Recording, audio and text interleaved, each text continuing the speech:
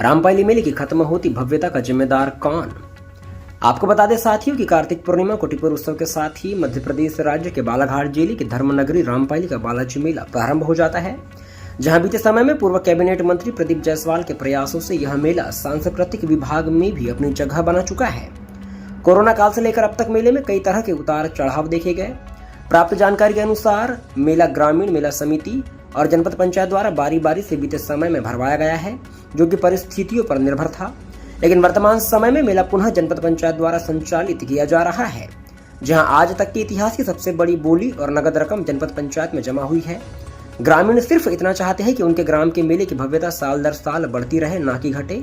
लेकिन आपसी वैमनस्यता के चलते जनपद बॉडी मेले की भव्यता को खत्म करने में कोई कमी नहीं छोड़ रही है। ऐसा कहने के पीछे हमारे पास उचित कारण है। आपको बता दें कि इस वर्ष रामपायली के इतिहास में सबसे कमजोर सांस्कृतिक कार्यक्रमों को जगह दी गई है।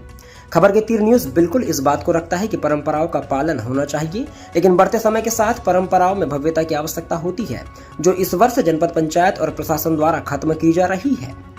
कार्यक्रम के नाम पर छुटकुल भैया प्रकार के कार्यक्रम जनपद द्वारा भराए जाने वाले 7 दिवसीय मेले में निर्धारित किए गए हैं, जिसकी निंदा समूचे ग्रामीण सहित खबर के तीर न्यूज भी करता है और जनपद प्रशासन से यह मांग करता है कि वे मेले की भव्यता को गिराने के बजाय उसे सजाने पर ध्यान देवे।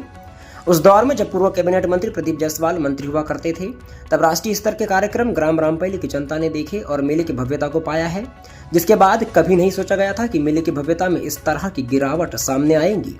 प्रथम बार मंडई में कराए जाने वाले कार्यक्रम मेले में संचालित होते दिखाई देंगे, जो ग्राम रामपायली की इस भव्य बालाजी मेले का अपमान है।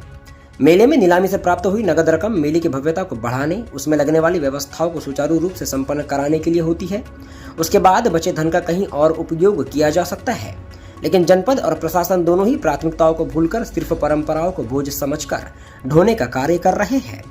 वहीं प्रथम दिन हुए टिप्पू उत्सव की बात की जाए तो इस दिन श्री राम बालाजी मंदिर में रामपायली समेत पड़ोसी गांव से भी सैकड़ों हजारों की संख्या में श्रद्धालु मंदिर पहुंचते हैं। लेकिन टिप्पू उत्सव पर किए गए दीप ज्योति नृत्य को देखने लोगों को मशक्कत करनी पड़ी, जबकि पंचायत के सामने का समस्त मैदान इस हेतु तैयार किया जा सकता था ताकि ग्राम व बाहर से आए श्रद्धालु माताएं बहनें बिना किसी परेशानी के इस कार्यक्रम को देख सके।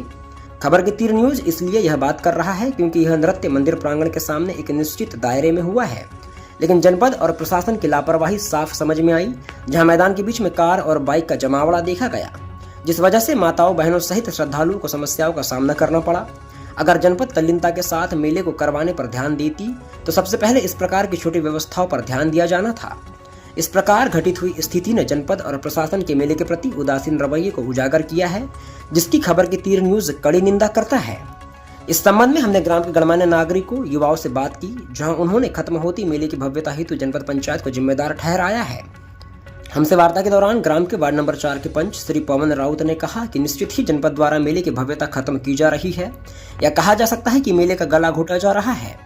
उन्होंने कहा कि लगातार बढ़ते समय के साथ मेले में बढ़ोतरी होना लाजमी है, लेकिन जनपद हर साल मेले को खत्म करने में कोई कसर नहीं छोड़ रही है।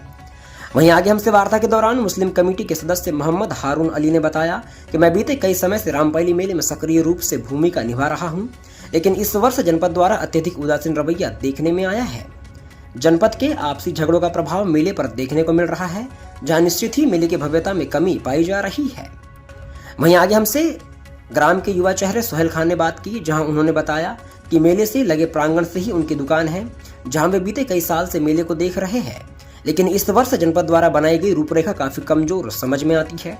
उन्होंने बताया कि जब पूर्व मंत्री प्रदीप जायसवाल मंत्री थे, उस समय रामपायली का मेला भव्यता के शिखर पर था, लेकिन अब जनपद के आपसी झगड़े और तालमेल न बैठने की वजह से मेला कमजोर होता नजर आ रहा है, जिस हेतु उन्होंने विपक्ष पर भी निशाना साधा है।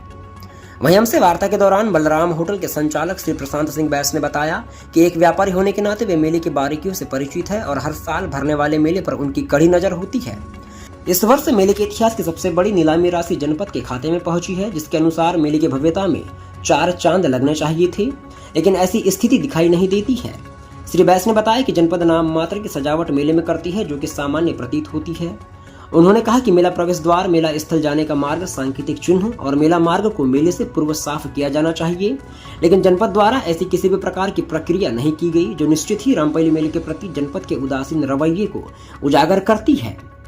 वहीं हमसे रामपायली मेला समिति के पूर्व अध्यक्ष संजय सिसोदिया ने भी बात की, जहां उन्होंने बताया कि जब ग्रामीण मेला समिति द्वारा मेला भरवाया गया था तो कम रकम में भी उचित व्यवस्था मुहैया कराई गई थी, जबकि वर्तमान समय में जनपद के पास 5 गुना ज्यादा राशि जमा हुई है। उसके बाद भी मेले की भव्यता में दिखाई दी लचर व्यवस्था से उन्हें दुख पहुंचा है।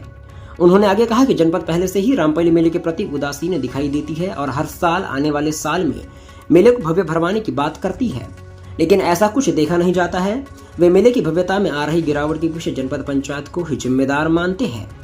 मेले के संबंध में सभी पक्ष अपनी अपनी राय रख रहे हैं, जहां विपक्ष पर तो कोई पक्ष पर निशाना साध रहा है, लेकिन लचर व्यवस्था को देखते हुए जनपद प्रशासन को ही जिम्मेदार माना जा रहा है। फिलहाल बने रहिए खबर के तीर न्यूज के साथ।